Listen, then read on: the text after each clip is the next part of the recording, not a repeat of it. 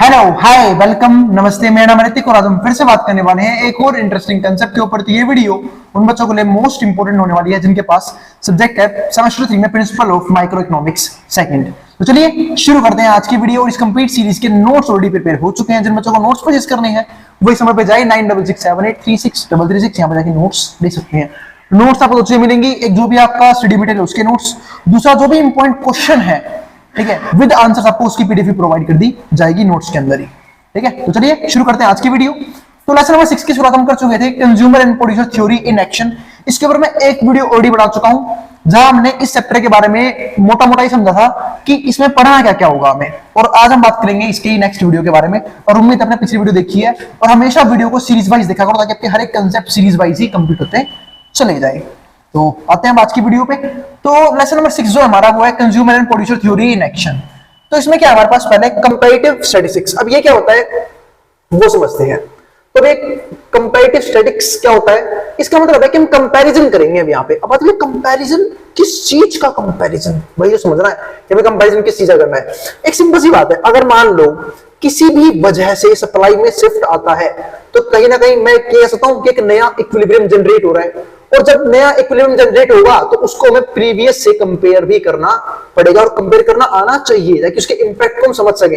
अब पता लगे सप्लाई में चेंज तो आ रहा है लेकिन हमें ये नहीं पता लग रहा कि मार्केट में उसका इंपैक्ट क्या पड़ने वाला है। क्योंकि बड़े बड़े इकोनॉमिस्ट जो है ना, जो बड़े बड़े फाइनेंशियल्स होते हैं, वो लोग ये सारी चीजें पहले ही डिसाइड कर लेते हैं कि इस चीज का इंपैक्ट फ्यूचर में क्या पड़ने वाला है ताकि उसके इंपैक्ट को कम से कम किया जा सके। क्योंकि हम इकोनॉमिक्स पढ़ते हैं, हम स्टैट्स पढ़ते हैं, क्यों पढ़ते हैं? ताकि हम फ्यूचर में आने वाली चीजों को पहले प्रेडिक्ट कर लें और उस चीज के इंपैक्ट को कम से कम करने की कोशिश करें। तो यही बात यहाँ पे है। तो मैं करना यहाँ पे कंपैरेटिव स्टैटिस्टिक्स। अब ये होता क्या वो समझते हैं। तो cost change that leads market to a new equilibrium. जब भी कॉस्ट में चेंज आता है, अब कॉस्ट में चेंज क्यों आता है वो बता चुका हूं प्रीवियस वीडियो में, जो चैप्टर का इंट्रो था। तो अपने समझाया कि कॉस्ट चेंज होने के मेथड कौन कौन से होते हैं और क्यों किसी बिजनेस में कॉस्ट में चेंज किया जाता है फिर हो जाता है। That leads to market to new equilibrium. अब इसके वजह क्या होता है, मार्केट में क्या पैदा होता है, न्यू इक्विलिब्रियम।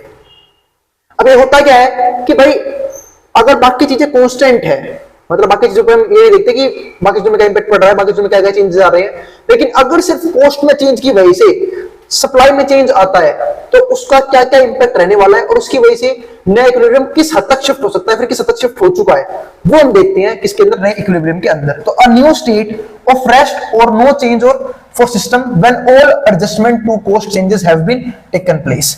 मतलब हम हर एक तरह की कॉस्ट चेंजेस लगा के देख लेते हैं, यानी कि हर एक तरह की एडजस्टमेंट कर लेते हैं, उसके हिसाब से नया इक्विलिब्रियम कौन सा बना है उसको हम क्या बोलते हैं यहाँ पे, एक तरह से न्यू इक्विलिब्रियम। अभी होता क्या है, compare these to equilibrium states to study impact of cost changes.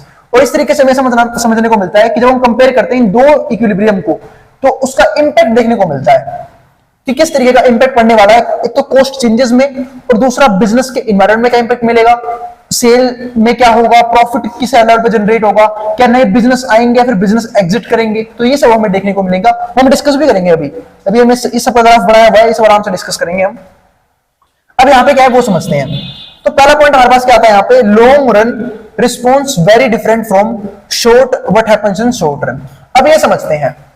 तो आप लोगों को पहले बताना चाहिए कि लॉन्ग रन और शॉर्ट रन होता क्या है। लॉन्ग रन का मतलब क्या है, एक बहुत लंबा टाइम पीरियड, और शॉर्ट रन क्या होता है, एक बहुत छोटा टाइम पीरियड। तो कोई भी देख लेगा। लेकिन अब बात यह आती है कि भैया कॉस्ट चेंज की वजह से लॉन्ग रन में और शॉर्ट रन में कितना बड़ा इंपैक्ट पड़ने वाला है। क्या दोनों सेम रहते हैं, क्या लॉन्ग रन में इंपैक्ट सेम होगा जितना शॉर्ट रन में होगा, या फिर अलग अलग इंपैक्ट पड़ता है, वो सब भी हम डिसाइड, वो सब भी देखेंगे हम। और आपको सिर्फ बताऊं तो लॉन्ग रन और शॉर्ट रन में बहुत फर्क होता है, यानी कि बहुत डिफरेंस आता है। लॉन्ग रन में इंपैक्ट अलग होते हैं, शॉर्ट रन में इंपैक्ट बिल्कुल अलग हो जाते हैं। तो समझते हैं कि करके। तो एक बात समझते हैं पहले यहाँ पे, मैं बात किसी कर रहा हूं कॉस्ट चेंज की। किसकी बात करी मैंने, ये अलग से लिख रहा हूं मैं, कॉस्ट चेंज की, यानी कॉस्ट में चेंज आया। अब सपोज करो मैंने पहला टॉपिक क्या लिया कि इनपुट के प्राइस में चेंज आ गया, क्योंकि कॉस्ट चेंज के बहुत सारे मेथड देखे थे और उनको हम एक करके हर एक वीडियो में डिस्कस करेंगे। लेकिन आज हम सिर्फ और सिर्फ इस बात पर ध्यान देंगे कि इनपुट की प्राइस की वजह से जब कॉस्ट में चेंज आता है तो उसका क्या क्या इंपैक्ट पड़ सकता है।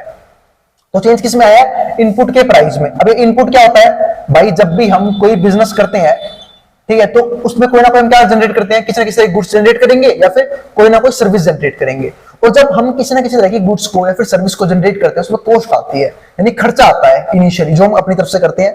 तो उस खर्चे के प्राइस में चेंज आ गया।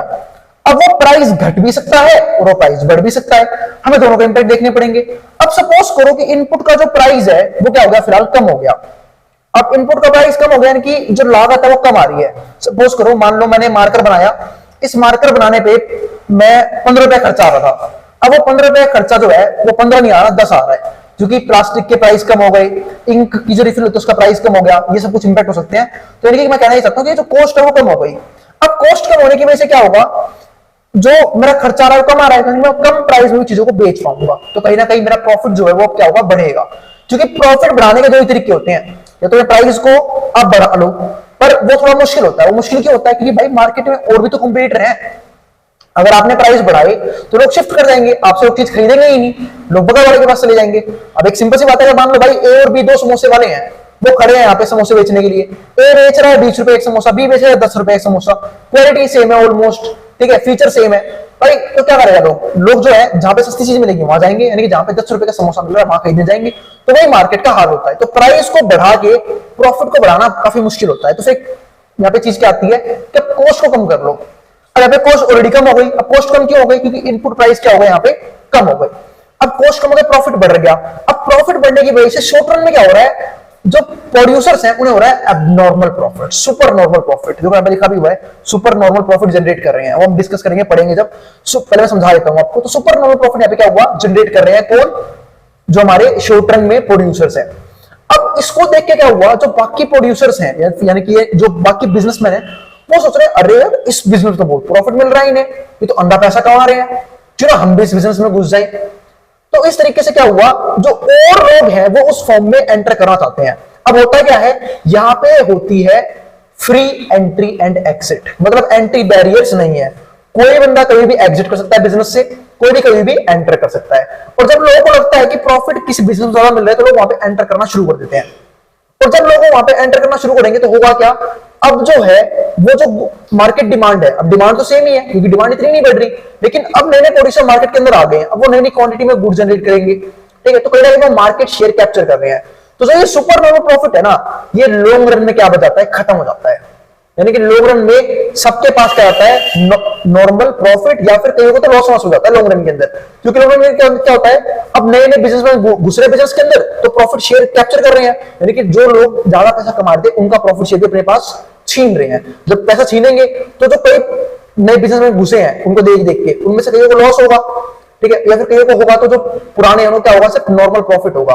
अब जिनको लॉस होगा वो क्या होगा, फिर से वापस एग्जिट करना शुरू कर देंगे। मतलब साइकिल चलती रहती है, पहले सुपर नॉर्मल प्रॉफिट, फिर लोग अंदर एंटर करेंगे, लोग घुसेंगे प्रॉफिट को देख के, प्रॉफिट के लालच में लोग घुसेंगे, फिर वो अंधा पैसा कमाएंगे, प्रॉफिट कमाने की कोशिश करेंगे, ठीक है। फिर होगा क्या, मार्केट शेयर कैप्चर होगा, तो सबके पास क्या आएगा, सिर्फ और सिर्फ नॉर्मल प्रॉफिट। तो ये वो लॉस होगा। अब वो लॉस होने की वजह से कई लोग क्या होंगे, एग्जिट करना शुरू कर देंगे। मतलब जैसे नए नए लोग एंटर हुए, कुछ लोग निकलने शुरू हो गए, और जो एग्जिट करेंगे वापस क्या होगा, कम सैलरी बच जाएंगे, यानी कि कम प्रोड्यूसर बचेंगे, तो फिर से क्या हो जाएगा, सुपर नॉर्मल प्रॉफिट आना शुरू हो जाएगा। फिर नए लोग एंटर करेंगे, फिर से नॉर्मल प्रॉफिट बच जाएगा, super normal profit.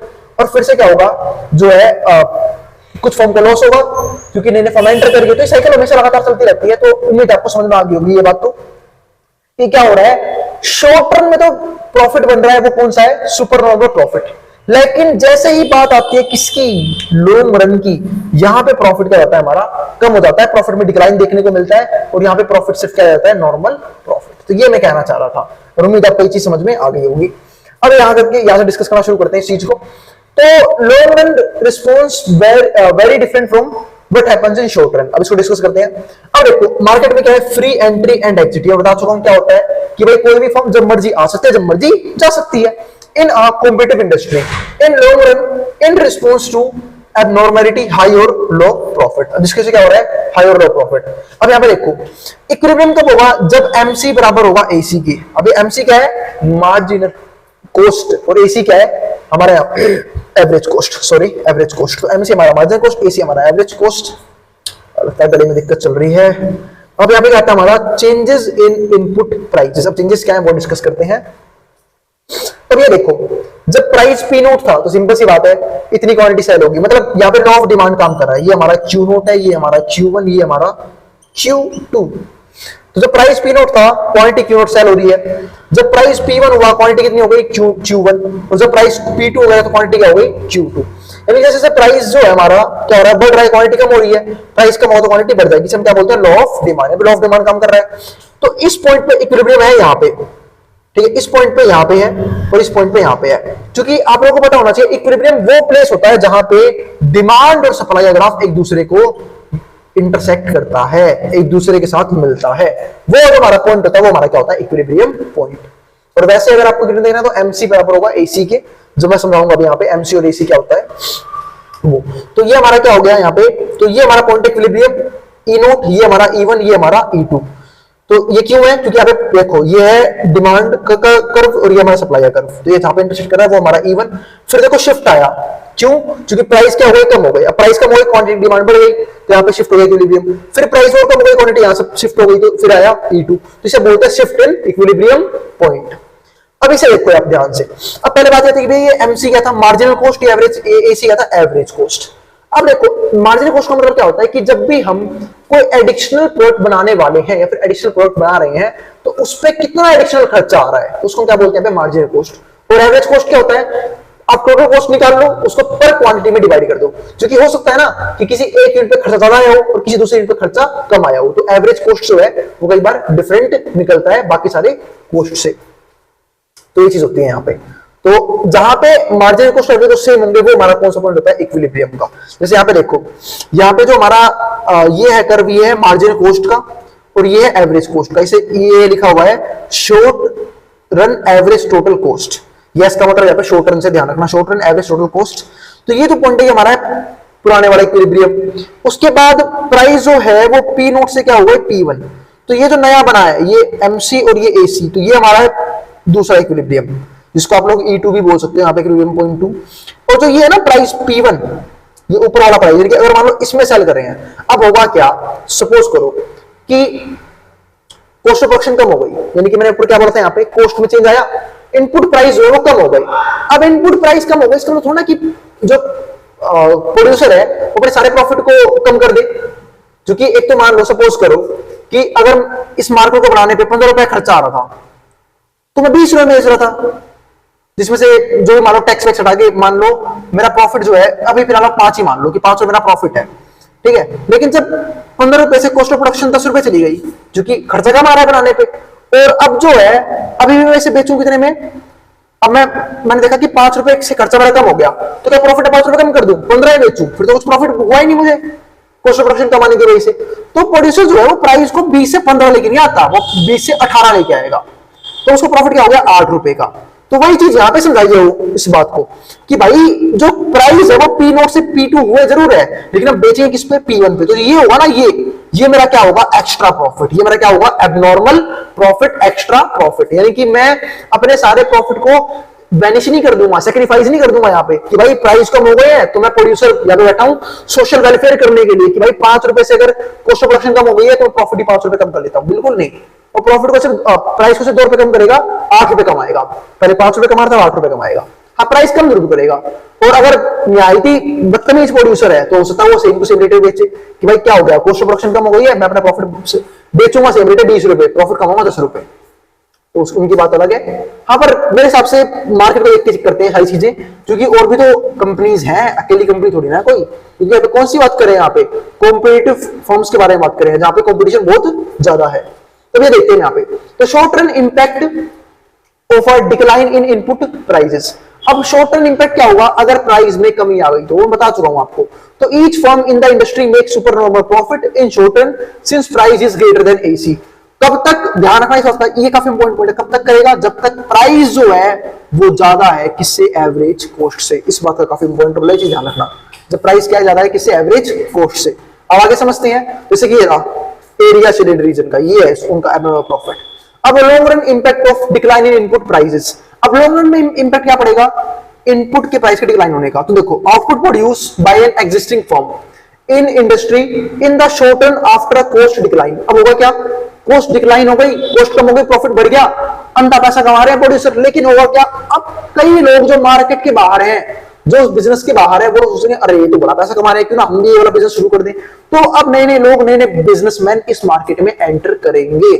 The entry of new firm, entry of new, ये 2 बार लिख दिया शायद, हटा देता हूं से, entry of new firms pushes down the market price. अब इसके वजह से हो गया मार्केट प्राइस को नीचे लेके आएंगे, hence leads to disappearance of super normal profit. तो अब यहां पे क्या होगा, सुपर नॉर्मल प्रॉफिट खत्म हो जाएगा by existing firms, by existing firms, यानी कि जो फर्म्स बची हैं उन जो जनरेट कर रही थी सुपर नॉर्मल प्रॉफिट, अब वो भी खत्म हो जाएगा। क्यों? क्योंकि नई नई फर्म्स जो मार्केट में एंटर कर रही हैं। Long run supply curve of the industry, अब long run supply curve industry, ठीक है। अब यहाँ पे देखो जो प्राइस है वो पी नोट से क्या हो गई, पी स्टार, यहाँ पे एम से और एसी ने एक दूसरे कट किया, तो ये हमारा क्या बन गया, स्टार्टिंग वाला इक्विलिब्रियम, और ये हमारा क्या बन गया, नए वाला इक्विलिब्रियम, ठीक है। और क्वांटिटी क्या है, सेम है मार्केट के अंदर, क्वांटिटी में कोई चेंज नहीं आया।